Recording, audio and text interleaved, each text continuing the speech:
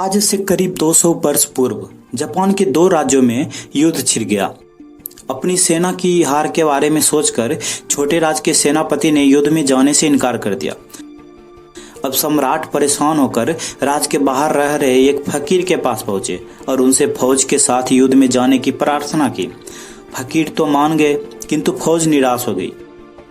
भला एक फकीर युद्ध के कौशल के बारे में क्या जानेगा। दुश्मन पराभ के पहले एक मंदिर था।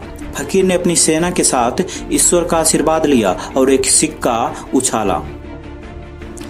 यदि यह सिक्का सीधा गिरा तो जीत हमारी होगी, उल्टा गिरने पर हार सुनिश्चित है। फिर हम युद्ध में नहीं जाएंगे और वापस लौट जाएंगे। सिक्का सीधा गिरा और सैनिकों ने युद्ध में जीत के बारे में ईश्वर की मर्जी समझकर दुश्मन सेना पर आक्रमण कर दिया।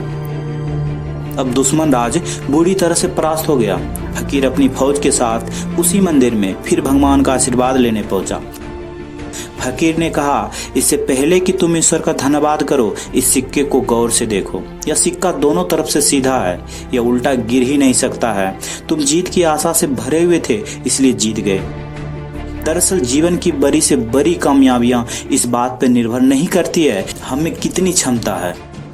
हमारी सफलता इस बात पर सबसे अधिक निर्भर करती है कि हम कितने आशावान हैं। निराशा से भरा इंसान कभी भी जीत हासिल नहीं कर सकता है। जीवन में आशा से बढ़कर कोई ताकत नहीं है, इससे बढ़कर कोई बड़ी संपत्ति नहीं है। आशा ही हमें सफलता और असफलता के मुकाम पर पहुंचाती है। मार्टिन लूथर किंग जूनियर ने एक बार कहा था कि हमें अनंत आशा का दामन कभी भी नहीं छोड़ना चाहिए।